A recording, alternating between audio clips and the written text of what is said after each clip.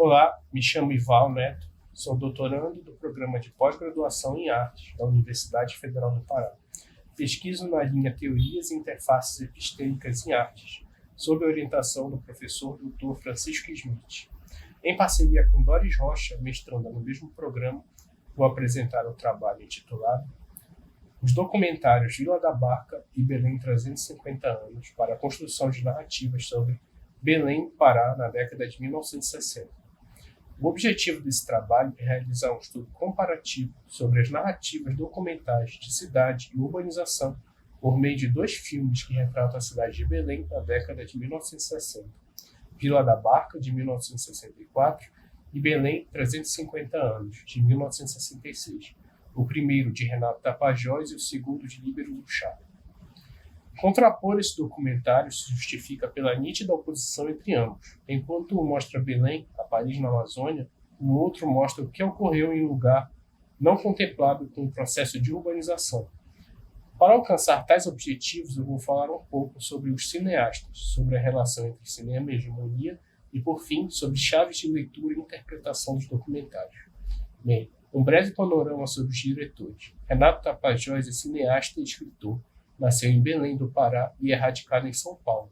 Ele é reconhecido e referenciado principalmente pelos documentários militantes dirigidos por ele a respeito das greves do ABC durante a ditadura militar. Já Líbero Luchar fez o caminho inverso. Nasceu em São Paulo e veio para o Pará no fim da década de 30, onde fundou um estúdio na capital paraense. Ele atuou como diretor, produtor e roteirista, dirigiu diversas propagandas e cinejornais, bem como longa-metragens autorais. O próximo tópico é as imagens do cinema e o poder hegemônico.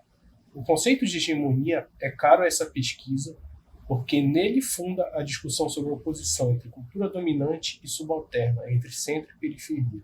Exatamente a oposição que objetivamos ressaltar, contrapondo os dois documentários destacados. Trazendo para o cinema, ressaltamos a estética nazista que utiliza nas propagandas de Estado totalitário de Hitler, que remodelavam a realidade conforme seus interesses por meio de técnicas cinematográficas. Isto nos ajuda a refletir sobre o impacto da criação cinematográfica na construção de visões de mundo, extremamente em favor dos interesses de quem as produz. E como isso pode ser perigoso, pois nela induz ao senso de realidade como se o que vemos não fosse questionável, como se fossem fatos. Aproximando do nosso objetivo, é preciso explicar para vocês um pouco sobre o processo de urbanização da cidade de Belém. Belém é uma região de várzea que, para ser ocupada, precisou ser aterrada. Ainda assim, diversos locais enfrentam alagamentos periódicos, devido aos diversos rios que cortam a cidade. Portanto, o processo de urbanização, intensificado pela economia gomífera, privilegiou as áreas altas da cidade, que não alagavam, e as partes que favoreciam o comércio da borracha, a parte portuária. Esses locais devidamente urbanizados eram habitados pelas elites, capazes de comprar os terrenos nessas áreas. Já a população mais pobre foi empurrada para locais de baixada e para as margens dos rios, como é o caso da ocupação da Vila da Barca.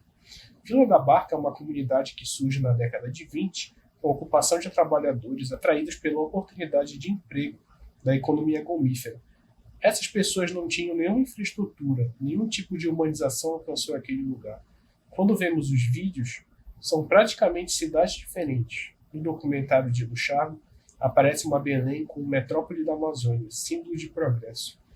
A dualidade desse processo de urbanização excludente é absurda quando contrapomos as imagens. Com isto, nós podemos passar para o último tópico.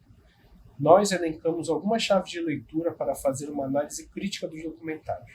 A primeira se baseia em uma leitura benjaminiana, das diferentes narrativas de cidade presentes nos filmes destacados. Com isso, diferenciamos dois arquétipos de narrador. O narrador que parte da experiência viva e o narrador jornalístico, preocupado somente em passar uma informação. No documentário Vila da Barca, há a presença intercalada desses dois narradores, um que chamamos de narrador-morador e o outro em tom jornalístico, passando informações objetivas sobre a comunidade. Já no filme Belém 350 anos, há a presença somente do narrador jornalístico. Outro aspecto das narrativas de cidade que podemos ver nos documentários que são as narrativas construídas por moradores ou nativos e as narrativas feitas por estrangeiros e para estrangeiros. Enquanto uma é construída a partir de um fluxo de memória e surge como uma narrativa propriamente dita, transmitindo uma experiência, a outra busca mostrar apenas aspectos pitorescos e exóticos, como seus pontos turísticos e, no caso de Belém, 350 anos, os que receberam a urbanização. Outra chave de leitura crítica pode ser feita a partir de duas categorias do cinema documental brasileiro, traçadas por Paulo Emílio Salles Gomes. São essas os rituais de poder e o berço esplêndido. A categoria ritual de poder consiste nos documentários dedicados a mostrar figuras de poder em situações públicas, como cerimônias, festas e desfiles. Este recurso permeia todo o documentário Belém 350 anos, que aparece o reitor da Universidade do Pará, o arcebispo e o governador do estado, todos em público em momentos de aproximação com a população. Isso também é um reflexo da relação que Líbero do Char mantinha com os políticos da cidade, que chegava a ser tão próxima que ele mesmo passou um tempo ocupando um cargo de deputado estadual. Muitas de suas produções eram financiadas por políticos e pela elite de Belém. Um outro aspecto tradicional do cinema documental, o berço esplêndido, consiste na exaltação da natureza e das belezas locais, mostrando a localidade como abençoada, ufanista, uma visão colonial de Brasil como paraíso tropical, que se manifesta de uma forma subversiva, já característica do cinema novo no documentário de Tapajós. As imagens da natureza nas margens da Baía do Guajará, onde fica a Vila da Barca, são bonitas e agradáveis, porém terríveis quando prestamos atenção no que diz o narrador, enquanto elas aparecem. O exuberante rio causa doença nas crianças por estar poluído. São os contrastes que Tapajós constrói de forma sensível para o espectador. As considerações finais. Tornam-se evidentes os interesses hegemônicos que permeiam a produção das imagens do comentário de Luchardo, bem como a intenção de retratar o progresso e a juventude, especialmente para quem não pertence ao local. Colidindo com tal estrutura documental, Renato Tapajós, alinhado com um pensamento contra-hegemônico, vai às margens da cidade e produz um filme que preenche para o espectador uma outra face da cidade, ressaltando todo o progresso que é um suposto avanço como restrito à realidade de poucos privilegiados. Intencionar ambos os documentários permite entender não só os mecanismos cinematográficos que reforçam um determinado recorte da realidade, como também entender a própria cidade, suas históricas relações de poder e esquecimento.